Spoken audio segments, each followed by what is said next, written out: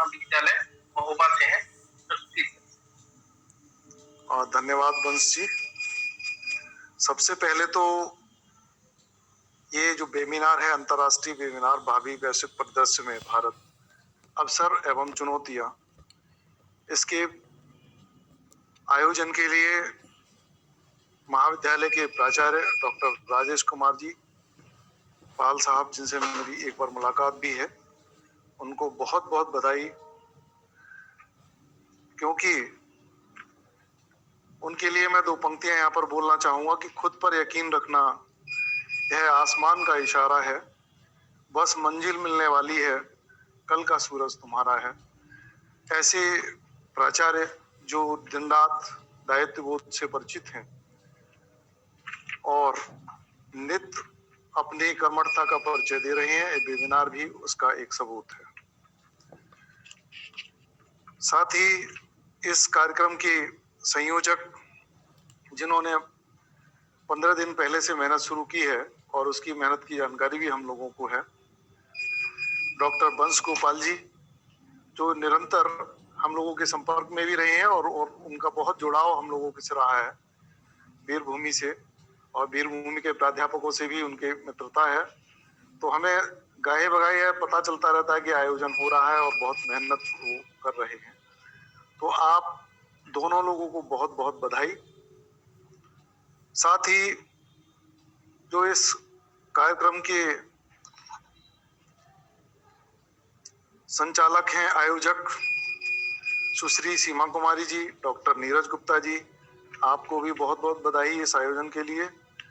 प्रथम सत्र में मुझे बोलना था, समय थोड़ा कम ही है, मेरे ख्याल से 3:30 बजे की बात हुई है, तो मैं अपनी जल्दी जल्दी बात ये कहना चाहता हूँ कि इस सत्र में जितने विशिष्ट अतिथि आए हैं उनको मैंने सभी को सुन लिया है। Doctor Shambhunath Singh ji, doctor Ajay R Chaudhary साहब, शिवपूजन पाठक साहब, और सबसे बड़ी बात है कि इस अंतर्राष्ट्रीय वेबिनार में एक छात्र जो बीए 3rd ईयर के हैं, उन्होंने बहुत हिम्मत जुटाई, अपना पेपर प्रस्तुत किया और बहुत ही संक्षिप्त शब्दों में उन्होंने अपनी बात रखी, बधाई के पात्र हैं। साथ ही पेपर रिप्रेजेंट करने के लिए विनय पांडे जी, निशा महाजन जी, जो लोग यहाँ पर उपस्थित हुए हैं और उन्होंने अपनी बात को बहुत ही दमदार तरीके से, बहुत ही पुष्ट तरीके से इस वेबिनार में रखा है, उनको मेरी बहुत बहुत शुभकामनाएं। अंतर्राष्ट्रीय जो स्थितियां हैं इस समय पर, यह टॉपिक या इस विषय को रखने की जो बात है वो है भावी वैश्विक परिदृश्य में भारत, अवसर और चुनौतियां। वो शुरू हुई कोविड-19 के आने के बाद। कोविड-19 महामारी को लोगों ने अलग अलग तरीके से अलग अलग स्तर में लिया है। पहला तो यह है कि दो प्रकार की परिस्थितियां विषम हुई। एक तो यह अंतर्राष्ट्रीय स्तर पर भारत की बाह्य परिस्थितियां, और हम दूसरा नजरिया देखते हैं भारत की आंतरिक परिस्थितियां, जिसमें सामाजिक परिवर्तन, यहाँ की सरकार की और जनता की और समाज सेवा की, यहाँ की सांस्कृतिक परिस्थितियों की, सभी चीजों का जो एक निचोड़ निकल करके आया है, वह साफ साफ बताता है कि हमें बहुत आगे सुधार की जरूरत है और विभिन्न क्षेत्रों में विभिन्न प्रकार के शोध और अनुसंधानों की जरूरत है, जिसमें शिक्षा जगत से जुड़े हुए सभी विद्वानों का सहयोग भी अपेक्षित है। चाहे वो मेडिकल का क्षेत्र हो, चाहे वो पुलिस का क्षेत्र हो, चाहे वो सरकार का क्षेत्र हो, चाहे वो आर्थिक चुनौतियां हो, चाहे वो हमारे उद्योग धंधे हो या हमारी कृषि की व्यवस्था हो, इन सभी ढांचों में जो कमियां हैं वो उभर कर आई हैं। कोविड-19 महामारी को लोगों ने भले ही नकारात्मक तरीके से देखा हो विभिन्न देशों ने, किंतु भारत का मुझे पूर्ण विश्वास है कि इस देश में जो सुयोग्य प्रधानमंत्री जी हैं, उन्होंने जो इच्छा शक्ति विकसित की जनता में, उससे निश्चित रूप से यह एहसास हुआ है कि हमारे भारत के लोगों ने, भारतवासियों ने इस कोविड-19 महामारी को पॉजिटिव तरीके से लिया है और निश्चित रूप से उसके जो प्रभाव हैं उसमें पॉजिटिविटी को देखा है। चाहे वो जल प्रदूषण में आई कमी, चाहे पर्यावरण प्रदूषण में आई कमी, या हमारी अन्य व्यवस्थाओं की ओर इंगित करने का प्रयास इस बीमारी ने किया है। वहीं पर हमें हमारी जो स्थिति विश्व में थी उस वैश्विक स्थिति को भी, अपने एक स्टेटस को, एक अपने स्तर को इस समय पर, वर्तमान समय पर विश्व के अन्य देशों के साथ तुलना करने का भी समय है और स्थापित करने का भी समय है। जो हमारी प्राचीन संरचना थी, जो प्राचीन सोच थी, वह थी विश्व गुरु भारत बनने का दर्जा इस देश को कब प्राप्त होगा। निश्चित रूप से यह बहुत ही अच्छा अवसर होगा कि भावी वैश्विक परिदृश्य में यदि भारत को अवसर मिला है और वह चुनौतियों को स्वीकार करता है विभिन्न क्षेत्रों में, तो हम दूसरे देशों से अपने देश को पहले की तुलना में बेहतर बना सकते हैं।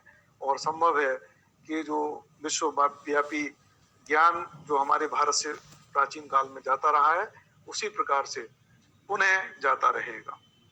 साथ ही विश्व परिदृश्य में हम इस समय पर एक अपने आप को अभिनेता के रूप में, एक अच्छे मोटिवेटर के रूप में, एक अच्छे मॉडल के रूप में स्थापित करें अपने देश को। ये वही अवसर है। इस अवसर का हमें संपूर्ण तरीके से, पूर्ण तरीके से इसका उपयोग करना ही चाहिए। आज के इस विश्व परिदृश्य की बात जहां तक हम कर रहे हैं वो विभिन्न प्रकार के देशों के साथ जो हमारे राजनीतिक संबंध हैं उनमें आए हुए परिवर्तन को अगर हम देखते हैं, विश्व की अन्य देशों की अर्थव्यवस्थाओं को यदि हम देखते हैं, विश्व के विभिन्न प्रकार के चिकित्सीय क्षेत्र में अन्य देशों की तुलना में अपनी स्थिति को देखते हैं, तो हम पाते हैं कि जितना हमने इस बीमारी के आने के पहले शायद नहीं सोचा था, हम उससे कहीं अधिक पुष्ट हैं। और निश्चित रूप से जो सोच है हमारी, हम ये जरूर कहना चाहते हैं कि हम 3 लाख से ऊपर जरूर निकल गए हैं और जैसा हमने सोचा था वैसी स्थितियां नहीं है। हम सोच रहे थे कि शायद हम इस बीमारी को बहुत आसानी से मुक्त कर पाएंगे, नहीं कर पाए हैं, किंतु इससे हमें बहुत ज्ञान प्राप्त हुआ, इससे हमें बहुत संबल मिला।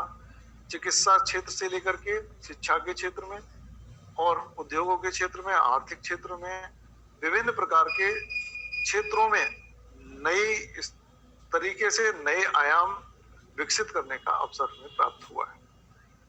तो यह अवसर, इस अवसर का हम यदि अधिक से अधिक उपयोग करेंगे, विभिन्न प्रकार के शोध पत्र इसी प्रकार लिखे जाएंगे, इस प्रकार के वेबिनार या अंतरराष्ट्रीय शोध या राष्ट्रीय शोध पत्र लिखे जाते रहेंगे, तो इस अवसर का हमें फायदा मिलने वाला है और हम शायद अपने देश को और अच्छे तरीके से विकसित कर सकते हैं।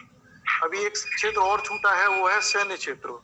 सैन्य क्षेत्र में जब से भारत चीन सीमा विवाद हो, पाकिस्तान के आतंकवाद की योजना हो या नेपाल की राजनीतिक स्टंट हो, यह सभी सैन्य क्षेत्र में भी अब सोचने को मजबूर कर रहे हैं कि हम पुष्ट तो हैं ही और हमें क्या कमी जो रह गई है उनको हमें और कहाँ सुधारना है, इसके लिए देश अब आगे चल पड़ा है।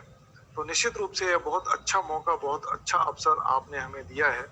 यहाँ पर आपने मुझे बुलाया, इस सत्र की अध्यक्षता के लिए आपने मुझे आमंत्रित किया, इसके लिए मैं आपके महाविद्यालय परिवार का और खास तौर पे हमारे संयोजक और डॉक्टर वंश गोपाल जी का बहुत बहुत आभारी हूँ।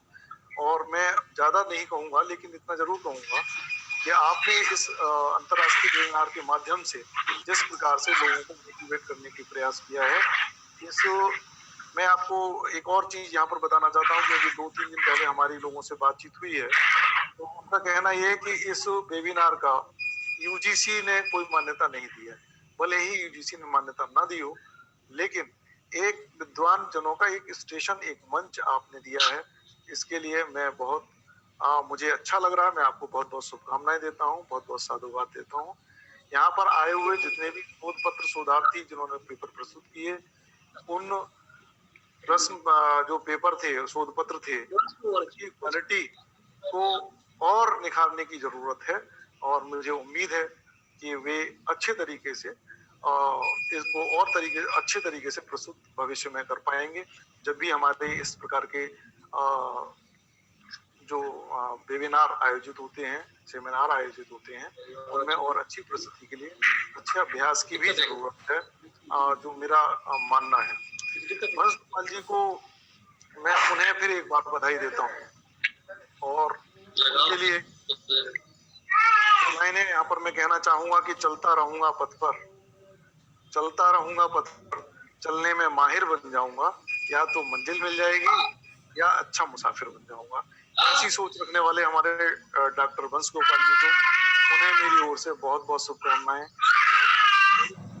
समय शायद मुझे कम ही बोला गया था, कम बोलने के लिए, और मैंने काफी अपनी बात कह दी है, और उन्हें इस विश्वास के साथ कि जब भी कोई सेमिनार वेबिनार आप लोग आयोजित करते हैं, मुझे जोड़ते रहेंगे। मुझे जोड़ने के लिए बहुत बहुत धन्यवाद, आभार। धन्यवाद वंश जी, मेरी बात समाप्त हो चुकी है। आगे आप मन संभालें, और कोई बात रह गई हो आप उसको नए सिरे से मुझे बता दें, मैं फिर बता दूं। धन्यवाद सर, बहुत बहुत आभार आपका। तकनीकी सत्र के